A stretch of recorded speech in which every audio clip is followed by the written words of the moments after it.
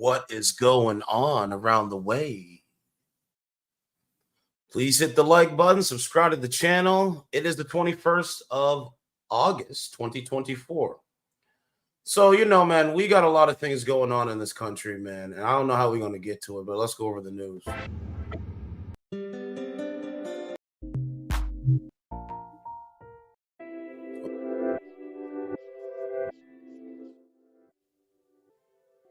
Hold on.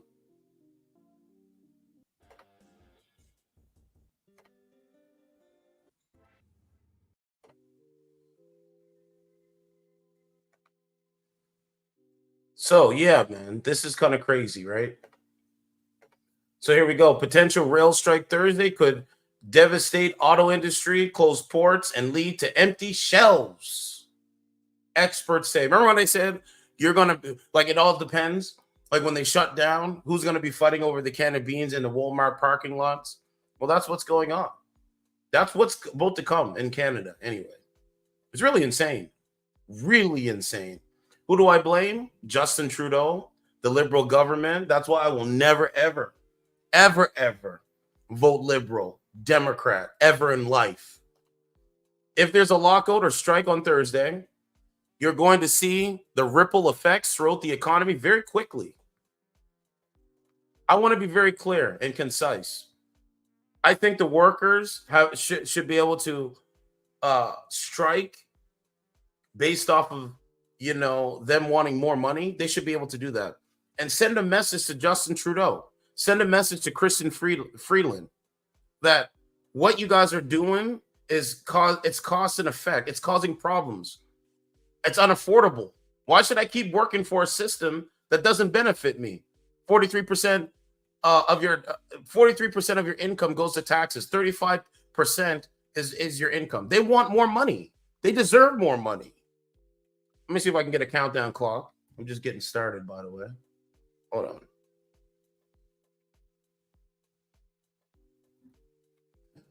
on. Let's see.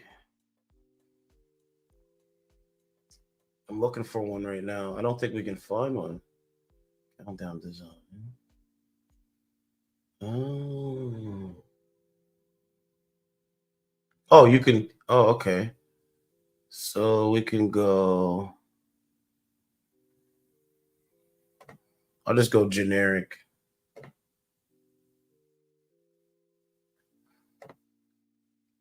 So I'm going to share my screen. There you go. These guys are wasting time. Countdown is imminent. They have 10 hours and 56 minutes to make a deal. They're striking at Thursday. And it's only a matter of time. So, the people that say, hey, I'm just doing this, I'm just doing that. I don't care what's going on. I don't want to talk about the politics. Don't talk about it. But guess what? You have 10 hours and 56 minutes before it hits Thursday in Canada.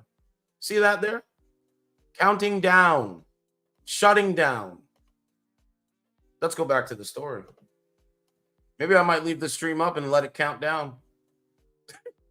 I might just do that. So here you go.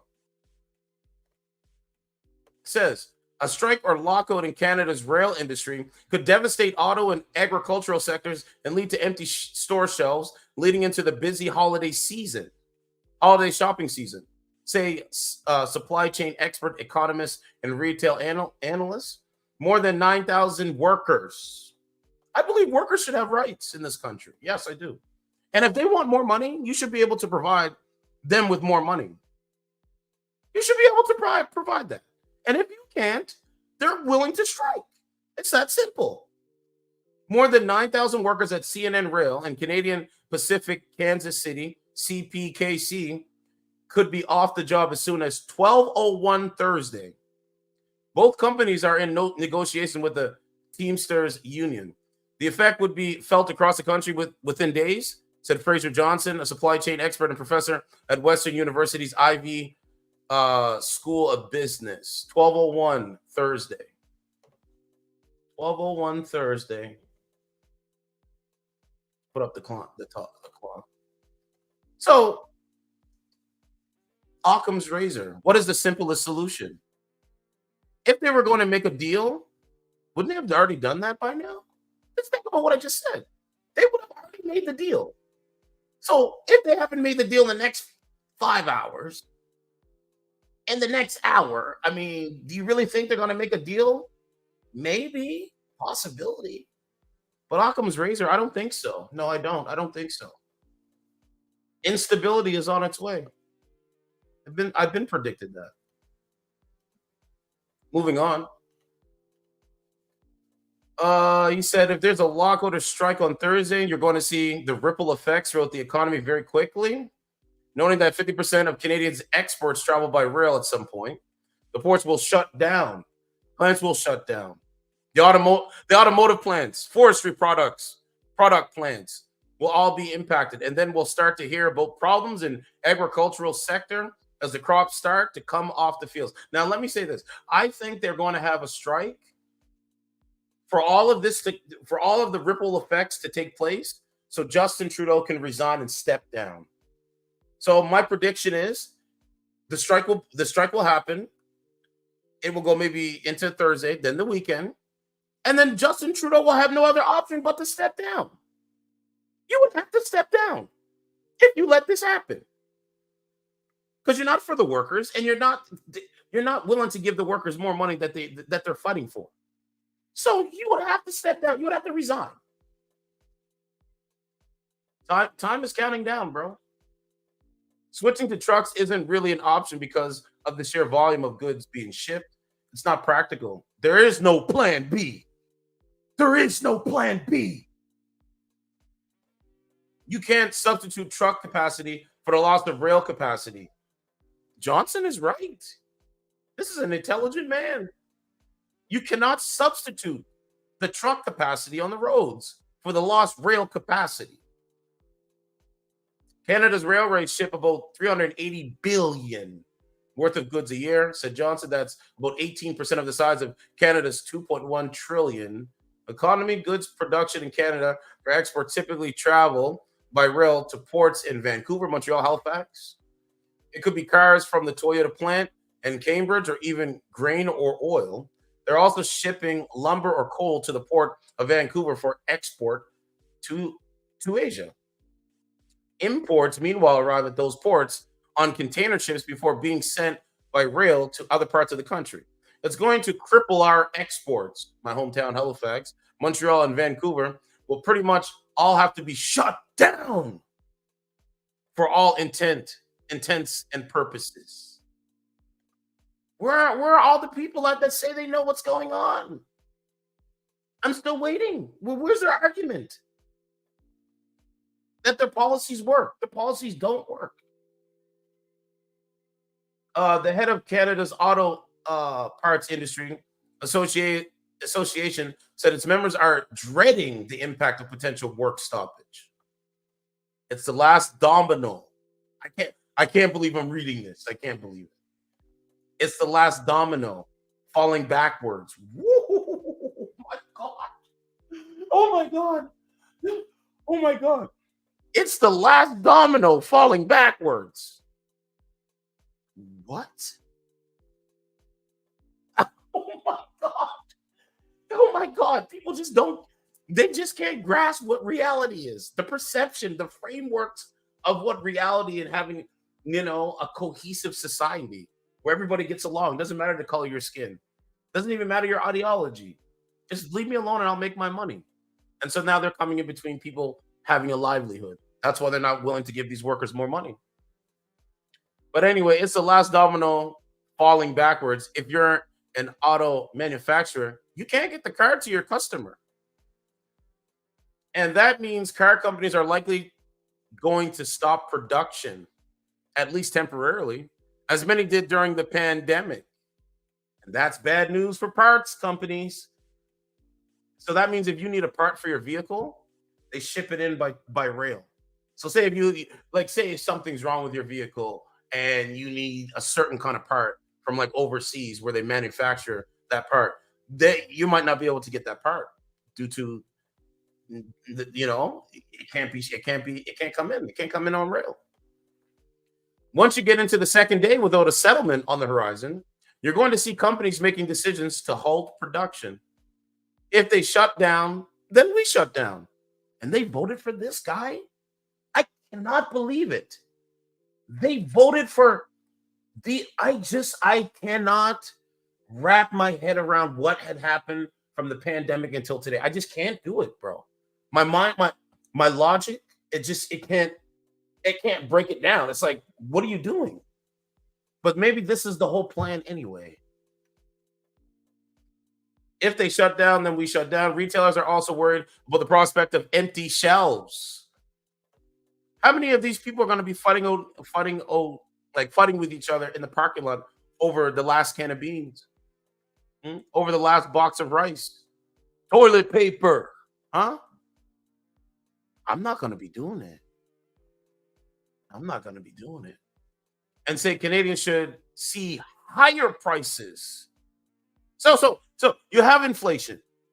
You have the housing crisis. All right. Now it could be more higher prices. These people they're not ready for it.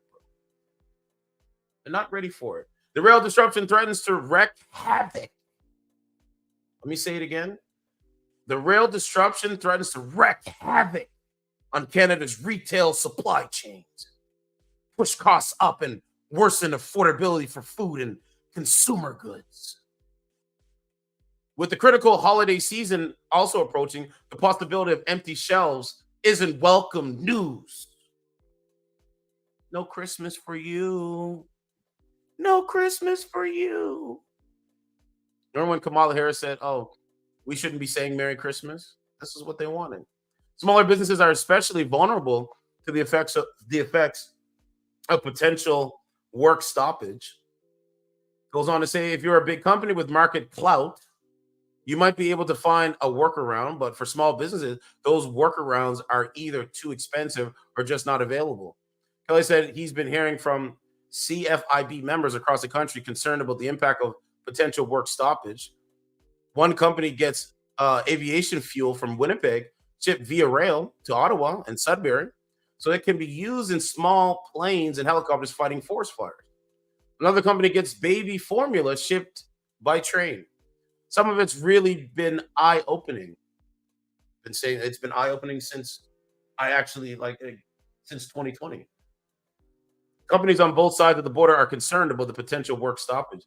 The United States Chamber of Commerce issued a joint statement with its Canadian counterpart Tuesday, urging the Canadian government to intervene preemptively. So they're saying, you need to get in there and make something happen. A stoppage of rail service will be devastating to Canadian businesses and families and impose significant impacts on the United States economy. So that's going to affect America as well.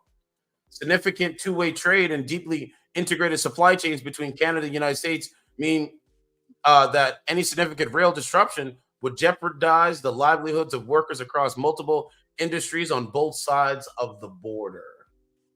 There you have it. So I predict that this will happen. I think this is going to happen. I could be wrong, right? I can admit that I could be wrong, but I think this is going to happen. Let's go to X because Justin Trudeau has a message for these guys. So does Kristen Friedland, the globalists, the ones that don't know and don't care. They don't have good policies. It's just that simple. They have no good policies. Justin Trudeau.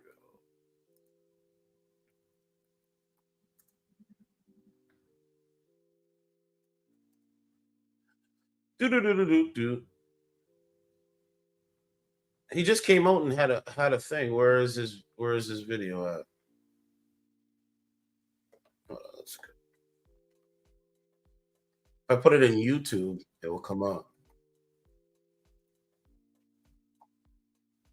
Right? You want instability? You don't care? Fine, you got it. It's on its way. Oh, here's his message here. Look. Building your online.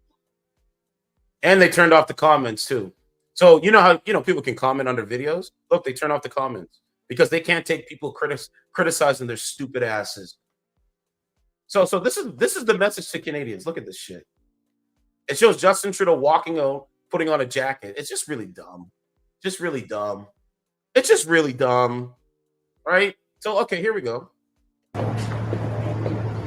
Right? Where is he coming out from? What do you mean? He's not coming out of a building while they're recording. He's just coming out of nowhere. Look, the video starts with him just walking to the camera, pretending like, oh, you just caught me off guard to ask me some questions about the potential rail strike. No. Look, he just like, where is he coming out from, bro? Where?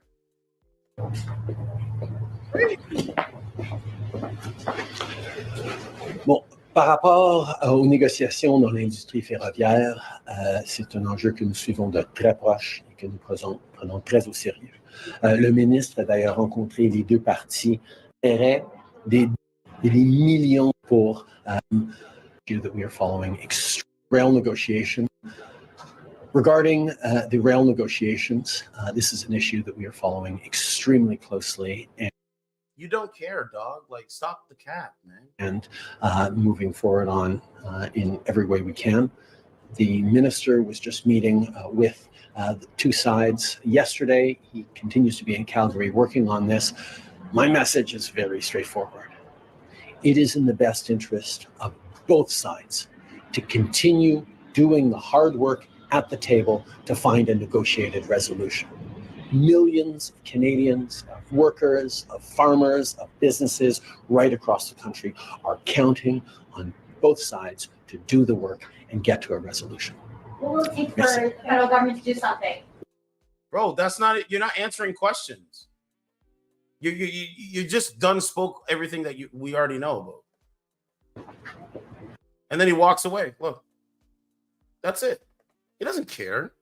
I think it's going to happen, bro. Just watching that, I think it's going to happen. Now, let's go to Chrystia Freeland. I don't know how to spell her name. Oh, I think I spelled it like that. I just watched it live, and I had to come on YouTube, man, and just debunk what she's saying. Yeah, here she is here. I'm not going to play the whole thing, but she's not going to answer anything. I mean, I could play the whole thing, but I don't really need to. But okay, so they're in so they're in Alberta. Okay, so they're just standing there at an oil refinery. I'm Mark Lamonden. I'm the executive director of Alberta's Industrial Heartland Association. Our association represents 5 municipalities: the city of Edmonton, the city of Fort Saskatchewan, Strathcona, Sturgeon, and Lamont counties. And we're very pleased today to be here at Shell Scotford, and I want to express my appreciation to the team and how federal supports for large-scale decarbonization. Yo, look at her face, bro. What's going on with her face? Like, I understand the sun or whatever, like the sun's in your eyes, so you're kind of making a squinting thing, but she just shakes her head. Every time he speaks, she shakes her head. Just listen. Projects like carbon capture and storage are a key component of being able to advance investment in this part of the world, in particular here in Alberta. You know, we travel the world talking to companies around advancing large-scale projects, and companies look at a variety of jurisdictions, and they compare Alberta's industrial heartland. Okay, let's move forward. Now hear what she said. I'd like us all to acknowledge Morgan Kitchen, the young firefighter who lost just over there. It's being built. And the Heartland Carbon Storage Project hubs, an operator, and is now one of the leaders. Are expected to begin towards the end of 2028. They're already building them now. All of these projects will support thousands and thousands. So much progress with our economy, and Canadians from coast to coast to coast there's none. Are depending on the employers, are depending on the union to get a deal done and to get it done with alacrity. Emmanuel Prestovet, Radio-Canada. Relativement à la même question. Compte tenu des impacts économiques que pourrait avoir une grève des travailleurs ferroviaires, avez-vous déjà un plan pour aider financièrement les secteurs économiques qui pourraient être touchés? Merci pour la question.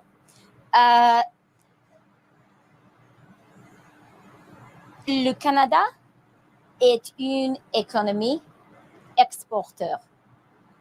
Nous sommes une économie, nous sommes un pays qui Uh-oh.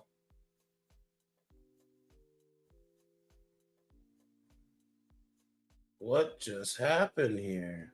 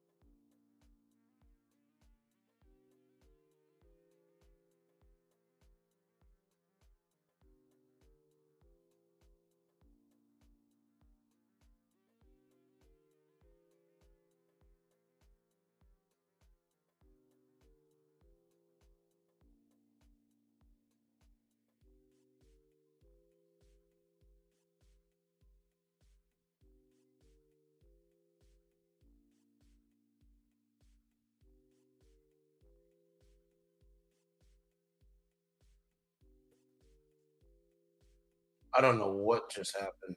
That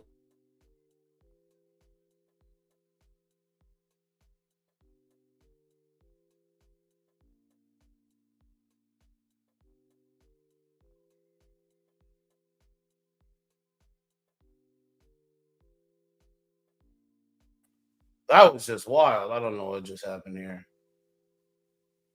Okay, let's go back. Merci pour la question.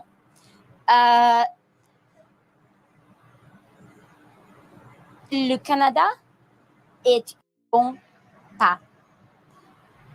Et c'est complètement inacceptable aujourd'hui. Mais dans every single Canadian is counting on them. Their customers are counting on them. Their customers' employees are counting on them. The hardworking farmers in the fields around us, they are counting on them. The people at Shell are counting on them. So I want them to recognize the country has no patience with dilly-dallying right now. What does that mean? The country has no patience with dilly-dallying right now. So workers trying to get more money are dilly-dallying. Man, they just talk to you like you're a moron, bro. They talk to you like you're stupid. They talk to you like you're not intelligent at all. That's what they do.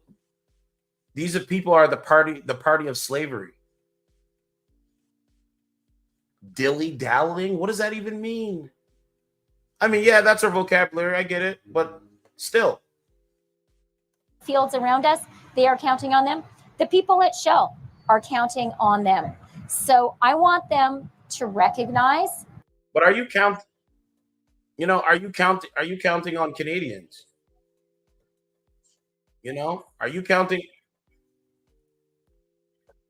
Are you counting on Canadians to do the right thing?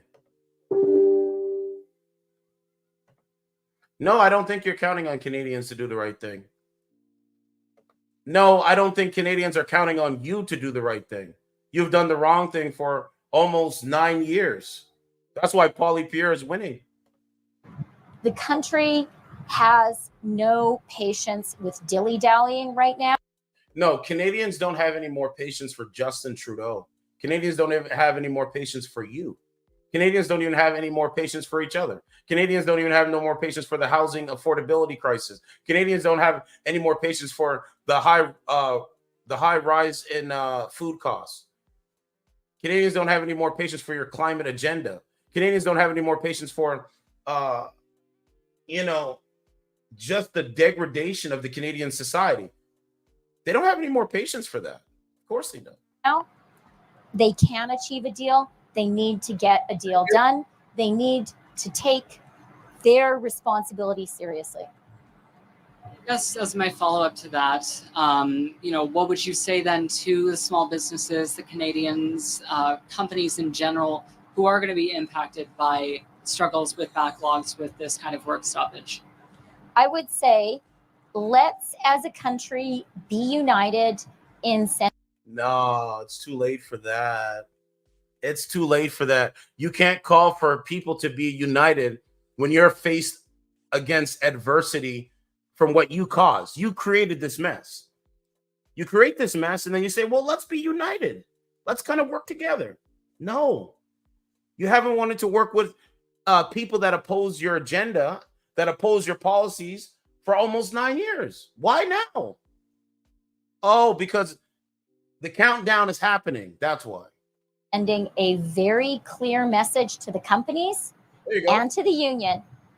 It is not acceptable for us to do this act of self-harm to the Canadian economy. You have the responsibility to get a deal done. We are expecting you to rise to that responsibility and get a deal done. Thank you. Right, we'll have time for one more question. And Anyway, I don't believe this woman. She's a liar. Her policies are detrimental to Canadian society. Their policies are detrimental to Canadians, period. And I'm going to keep speaking out against them as long as I know how to. Right? Because the truth is on our side, not theirs. The truth is not on their side. And then we got this clip. Should I play the JD Vance clip? I think I will. Just take a listen to what JD Vance is saying. I'll do it. He had a moment of yeah, here it is here. Just wanted to show you this piece here. Take a look at this. This was pretty good. JD Vance, good morning to you. Good morning, guys. How are you? Good morning. We're doing well. Stayed up late last night. These speeches are It's sitting there and making his big speech, and Kamala Harris is 90 miles away. I think it suggests that their party's not especially unified. Of course, we know that Barack Obama was one of the people who really forced Joe Biden out of the race to begin with. So I think the conflict is actually buried beneath the surface, but is there for all to see. And I think just for the American people, I mean, you ask yourself, what is the Democratic Party about in this country in 2024? And that's what you have to ask. What is the liberal government of, like, what are they about for the Canadian society? Canadian railways being shut down? What are they about, man? What are the good policies that they have? So he talks on about this, and then the brother there, he went to the black barbershop and he interviewed some of the black barbershop owners. And listen to what he has to say. It was pretty dope. I just want to put this up on my channel. Thing you're hearing from the Democrats. Hold on. This is what they told me about the issues facing the country. Watch. And I feel like black males are primed for the Republicans. Senator, I had the opportunity to be here in Chicago, talk with some voters. I've made it very clear that I feel like black males are primed for the Republicans to take. But this is what they told me about the issues facing the country. Watch. All right. So a reporter, a black man, like a reporter, he goes into business owners, the black barbershops. Listen to what they have to say. Listen. Thing you're hearing from the Democrats are already things that they failed at over 30 years. This is what I've been saying. I've been saying this for so long. And if I bring it up, well, you shouldn't say that. You shouldn't say that. But here, I digress. Thing you're hearing from the Democrats are already things that they failed at over 30 years. Blacks, they're failures. Are struggling more than any other demographic.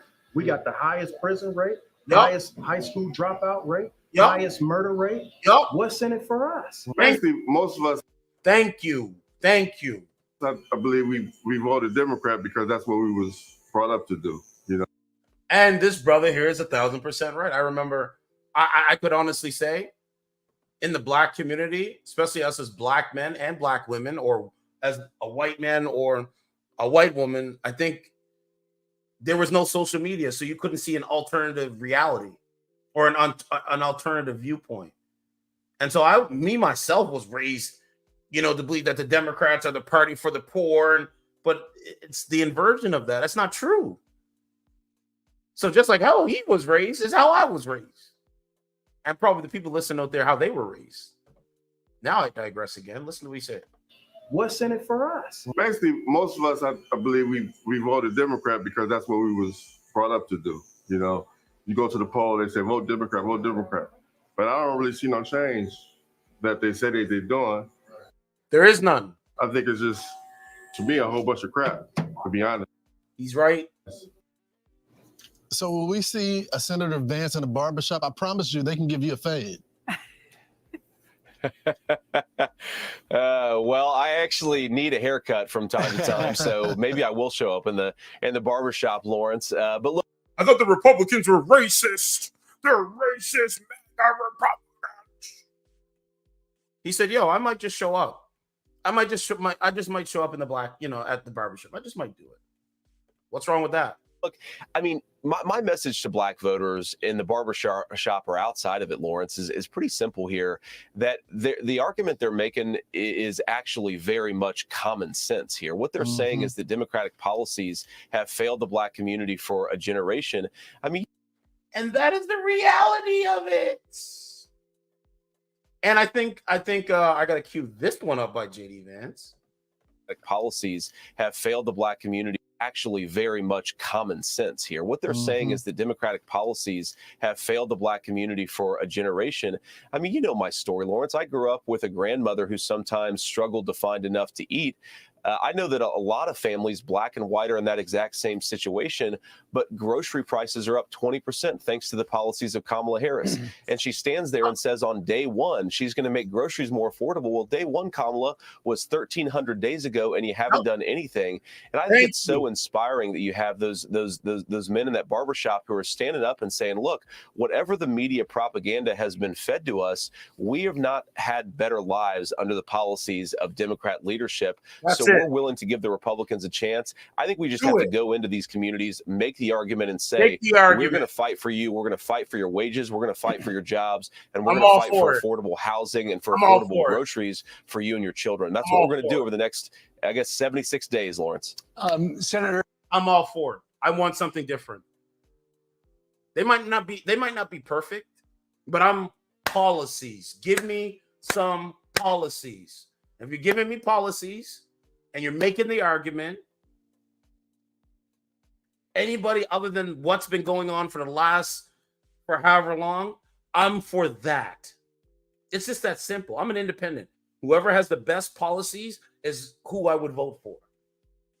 I think Donald Trump and JD Vance got the best policies going right now. And from what I understand, Kamala, her approval rating is declining. So it's going to be interesting soon, right? Tonight at the DNC, Nancy Pelosi is going to speak. Bill Clinton's. Okay, hold on. Let me see. He goes on, but I don't want to play I can play a little bit more. Right. Have you figured out your main plan of attack against Coach Walz? Well, I have to point that out since you asked that, of course, Kamala Harris announced this morning that she's running from the Fox News debate. And what a disgrace it is for Kamala Harris and Tim Walz to talk tough, but then to run from the American people's questions, to run from these debates. I think if you want to be the vice president or the president, you ought to do as many debates as you can, because that's an opportunity to actually talk to the American people and make your pitch to them. My approach for the one debate that it looks like I'm going to have with Tim Walz is just to keep it focused on policy. This is a guy who supported the rioters in Minneapolis as they burned down that city to the ground. This is a guy who supported policies that would defund the police, that have raised the price of groceries and of energy for American families. And I just want anybody who watches that debate to come away with it with a recognition that I know what it's like to deal with some of the problems and some of the bad policies of Kamala Harris. And we're going to make things better if the American people trust us with the opportunity to do so. And so that's how I'm going to keep it focused. And that's what I'm going to focus my preparation on. Man. And then I'm hearing that Donald Trump might bring RFK in his administration. That might be dope. Actually, that would be dope. Anyway, I just want to put a couple more articles up. I was sitting back like, yo, look at this.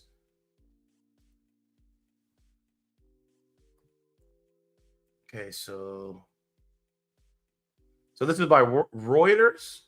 It says RFK to Wade dropping, United States presidential bid to join forces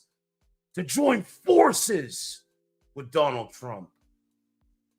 Independent United States presidential candidate Robert F. Kennedy Jr. is considering ending his campaign to join forces with Republican rival Donald Trump. Kennedy's running mate said in an interview posted online on Tuesday that vice presidential candidate Nicole Shanahan said that as independents, she and Kennedy ran the risk of drawing support from would-be Trump voters and clearing the way for Democrats Kamala Harris and Tim Walz to win the November election. Trump told CNN on Tuesday he would certainly be open to Kennedy playing a role in his administration if the independent candidate drops out of the race and endorses him. What does Trump say? I like him and I respect him. So hopefully that happens. I think it will. The next one. Let's go to X. So yeah, man, I think we're gonna be winning. A couple things here. Somebody was laughing at AOC with the filter on.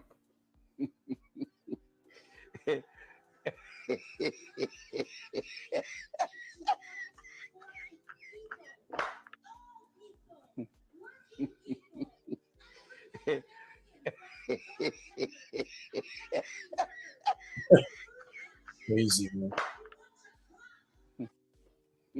Look at that. That's how most modern women feel about men. Not all, but some. And then here you go. This is by Elon Musk. He posted this. He says, wow. He said, legacy media is biased and wants to control what you know, which is why citizen journalism is essential. That's exactly what I've been doing. The legacy media's election interference. Harris coverage, 84% positive. Trump coverage, 89% negative.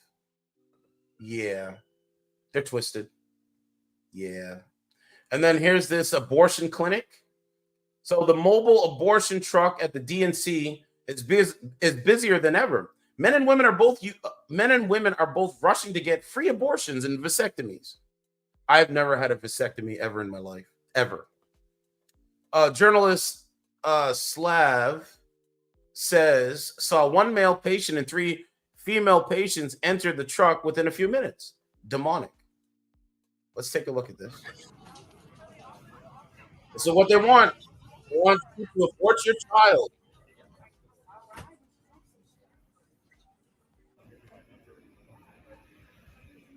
They're pro-abortion. Not for. Look at them walking up there, like it's like the COVID. Like you pull into a parking lot and they were injecting people with the so-called vaccination. This is what they were doing. It's the same thing, but now it's with your reproductive organisms. You know how sick this is? What kind of person would get an abortion in a food truck? Food truck abortions. It's crazy. Look at that, bro. Look at these. Look at them. There's one. He's going to get a vasectomy.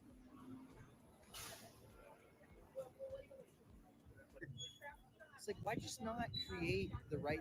All they had to do was increase the zone where the journalists could work and set the seats back a little further, and then everyone would have been.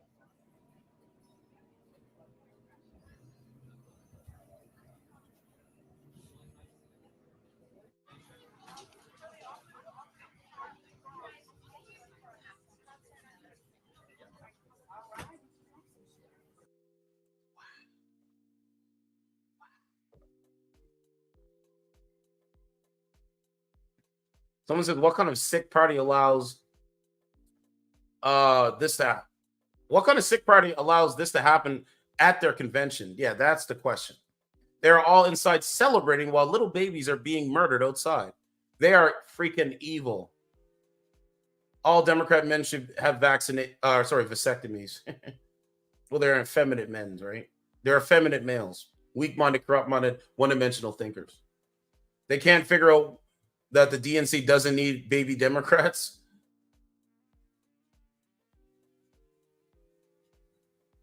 Oh, it's the Margaret Sanger.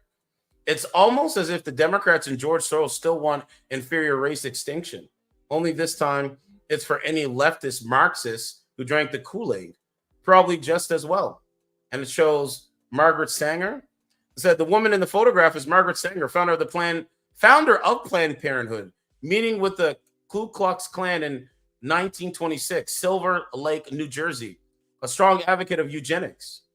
Sanger preached mass extinction of inferior races by mass abortions.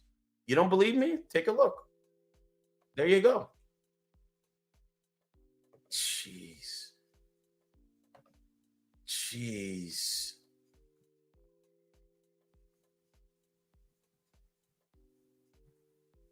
Let's see. I mean, this is their mindset. Right? Abort our children, import hostile immigrants, disarm ourselves. The Democrat NPCs. Tell them what to do, tell them what to think, and tell them, hey, it's okay. It's crazy, it's dangerous if you ask me. Let me see. I gotta look up this here. So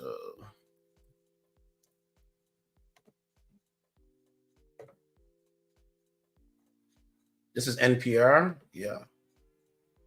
Oh, this is by The Hill. Okay. So it says Planned Parenthood providing free vasectomy and abortion pills during DNC. Planned Parenthood is gearing up to give out more than party favors during the Democrat National Convention this week. The Planned Parenthood Great Rivers shared on X, formerly known as Twitter, that its mobile health clinic will be parked in the city's West Loop, mere minutes from the DNC's venue, the United Center, to provide free vasectomies and medication abortion on Monday and Tuesday. Medication abortion is also known as the abortion pill. So it's the abortion pill they were giving women. The Chicago Abortion Fund and Windy City food mainstay, the Wiener Circle, are working with PPH, Planned Parenthood. Procedures are by appointment only. The pop-up care aligns with Vice President Kamala Harris' adamant abortion platform. The Democrat nominee is in favor of legalizing abortion nationwide, previously calling it a fundamental freedom. In an MSNBC interview, Harris has also claimed that everything is at stake regarding women's reproductive rights in the 2024 election, pointing to the overturning of Roe versus Wade and former President Trump's more stringent views. Okay, that's it there. But they can go and get the abortion pill. What's wrong? Like, that's what they're doing. This is USA Today. Abortions at the DNC, Planned Parenthood bus providing no-cost service in vasectomies. The organization posted on X that it will provide free medication abortion, emergency contraceptives, and vasectomies through its mobile health bus Monday and Tuesday. I want to have children. Like, I have one child. I would like to have more children, but it has to be within the confines and structure and framework of a nuclear family. That's what it has to be. That's what it has to be. It cannot be anything other than that. This hookup culture, like, I'm going to get a vasectomy because I don't want to have kids for the future. Like, I don't want to reproduce and leave something here for my lineage to carry on and continue. Why would I not want to do that? That doesn't make any sense. My father's father, my father, myself, my child, and I want to have more children. But what they're saying is, well, it's just me, and that's it. My lineage stops with me now. So I'm just gonna go get a vasectomy, and to have future generations of children, and I'll just get the abortion. That's basically what they're saying.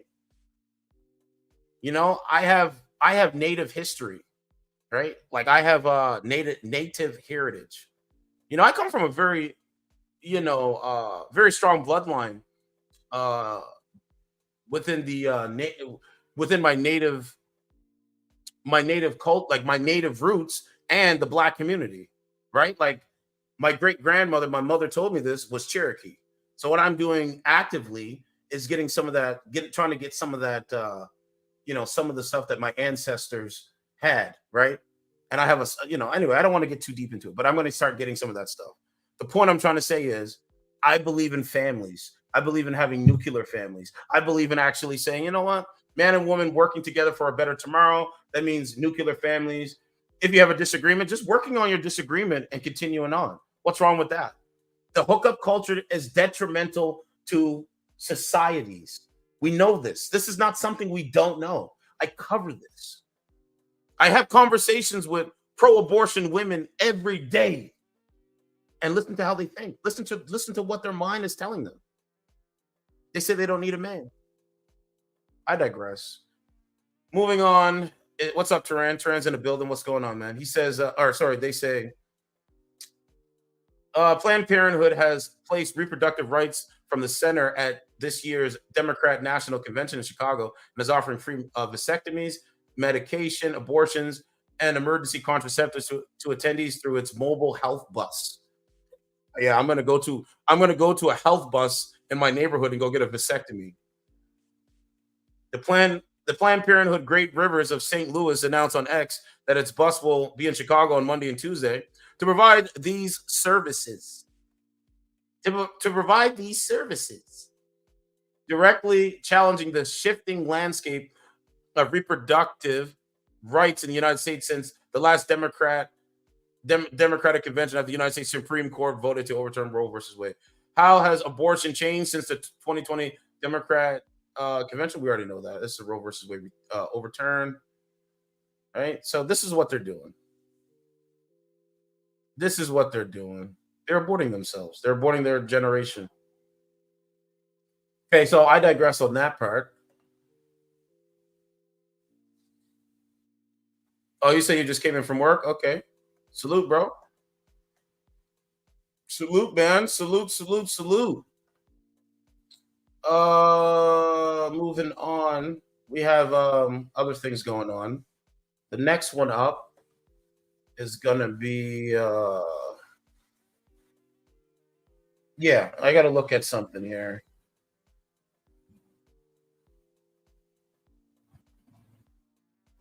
Let's see.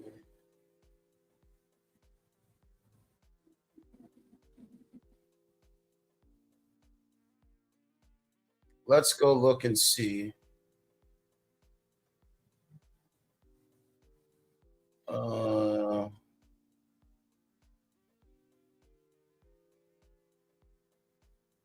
Rest in peace, 1975 NBA champion Warriors basketball Hall of Famer. Oh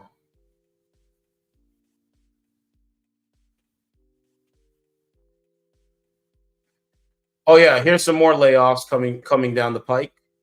Literally. Major automaker announces hundreds of layoffs at huge plant. General Motors announced that it will lay off about 1,000 of its employees globally, with the majority coming from the Michigan hub. The automaker will be letting go of staff from its software and services division after conducting review to streamline the unit's operations. About 600 people from GM's technical center in Warren, Michigan will be let go, and those affected will be notified earlier this week. As we build GM's future, we must simplify for speed and excellence, make bold choices, and prioritize the investments that will have the greatest impact. Okay, so there you go there. So more layoffs coming. Instability is coming. Now we got to go talk about Kamala Harris's policies. So we got to go to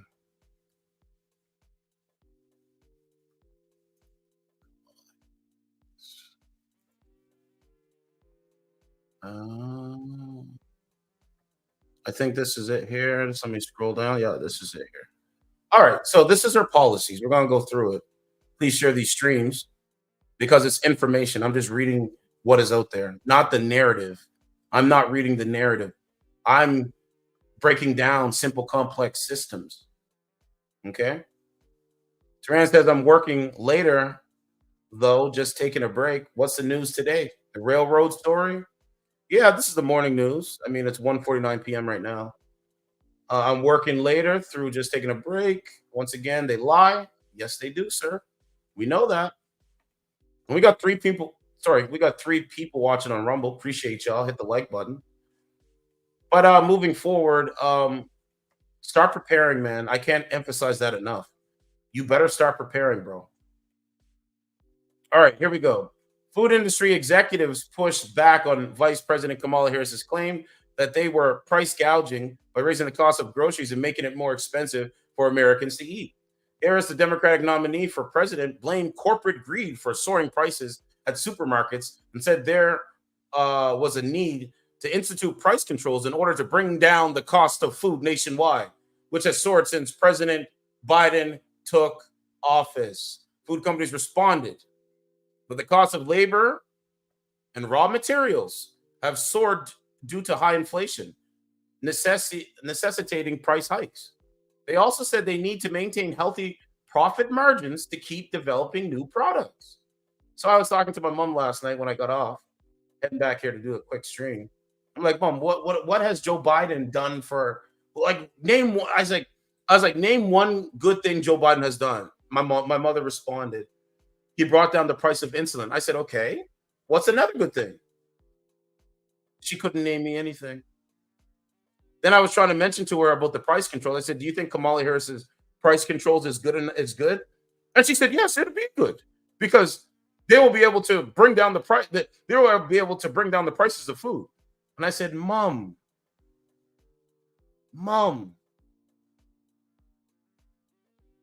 if I have a pencil and I'm selling my pencil for $2, Kamala Harris comes in and says, no, you need to sell it for $1. Within my profit margins and the sense that I make on every item I sell, I will go bankrupt. I will go out of business because my cost of labor, my raw materials, and I have to have my price. I have to set it at $2 because if you cap me at $1, I'm gonna go out of business. No comment. And here again, I'm reading it live again. The cost of labor and raw materials have soared due to high inflation, necessitating price hikes. They also said they need to maintain healthy profit margins to keep developing new products. We understand why there is a sticker shock and why it's upsetting. He's from the FMI, a trade group representing food retailers and suppliers. But to automatically just say there's got to be something nefarious, I think to us that it is oversimplified. Some economists say that attempts to rein in price gouging could effectively be a tool to control prices, which could have unattended consequences. It can be very hard to create any price control that is not gameable. Michael Sinkinson, an economist at the Northwestern University's Kellogg School of Management, who was also on President Biden's Council of Economic Advisors. So here we go. Code red. You want some news? Here you go. Code red. Kamala Harris's plan for American-style communism is a $1.7 trillion giveaway when our budget deficit this year is $1.9 trillion and our national debt is already $35 trillion. We rate some of the proposals on a scale of 1 to 5, hammer and sick leaves. Price controls pitch. A first ever federal ban on price gouging. That's what I was talking to my mom about. What is wrong with it?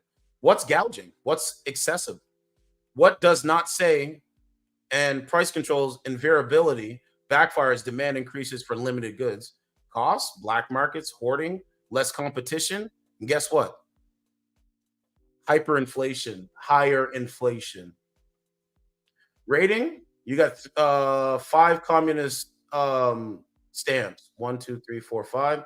Child tax credit pitch. Restore the COVID era child tax credit of $3,600, but raise it even more to $6,000 for the first time year of a child's life, right? It sounds good on paper. What's wrong with that? It all comes at a massive cost, which is why it wasn't renewed when the pandemic was over. The credit also de-incentivized work and helped fuel inflation as parents spent more on childcare. See how they lie? See how they lie? Cost 1.2 trillion. Rating 3 communist badges. Housing giveaway. Thesis up to 25,000 in down payment assistance for first-time home buyers. Sounds good on paper. Critique will likely spur even more inflation. With the government's chipping in money to help buy a home, home prices will go up. Cost 100 billion.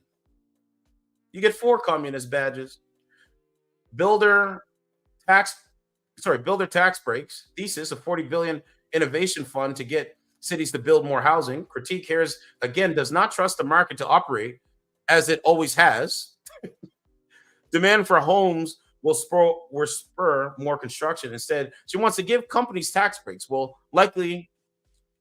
likely won't result in affordable housing. Cost 100 billion. Rating 2 communist badges. How do you set a price control? What is the right benchmark?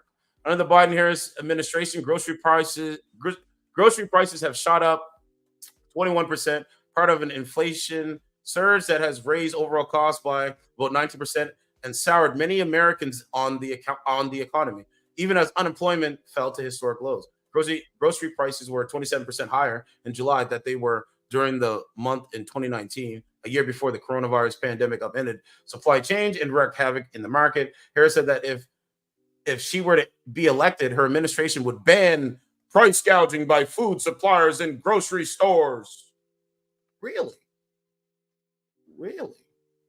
She said her administration would empower the Federal Trade Commission and state attorneys general to issue new penalties for companies that exploit consumers to amass profits on food and groceries. Her opponent, former President Donald Trump, blasted the proposal, calling it a Soviet-style policy that would cause even higher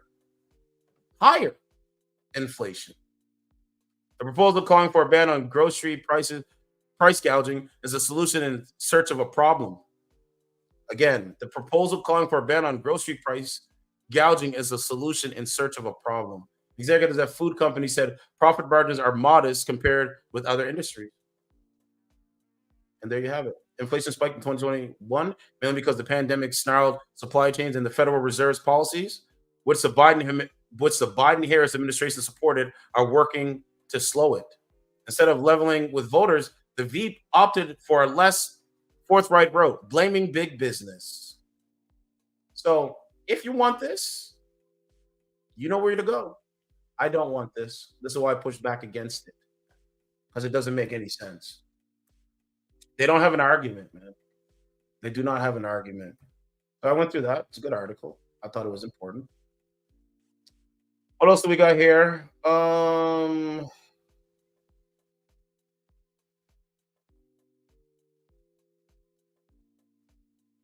So let's go find out more about the trains. At this moment,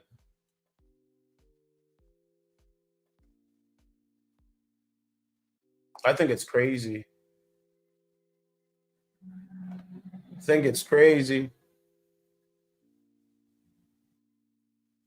Oh, hold on. Let's go. Train strike. So it's counting down, man. No deal yet. Here you go. Experience. Here you go. Yeah, I don't know, man. There's no, I don't think there's a deal yet.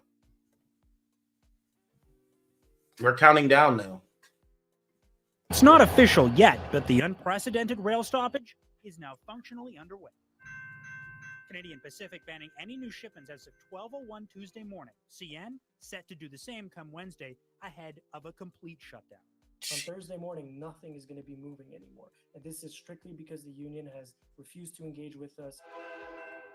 Both railways and over 9,000 Teamster union members can agree on scheduling or safety concerns, putting at risk over $1 billion worth of goods each day. Crazy, man. Like canola and potash, Canada, the world's largest producer of both. The best resolution of this is going to come from sitting down at the table and working it out. We'll see. By Labor Minister Steve McKinnon, who met with CN and the We'll see. today after We'll see. previously rejecting CN's request for binding arbitration.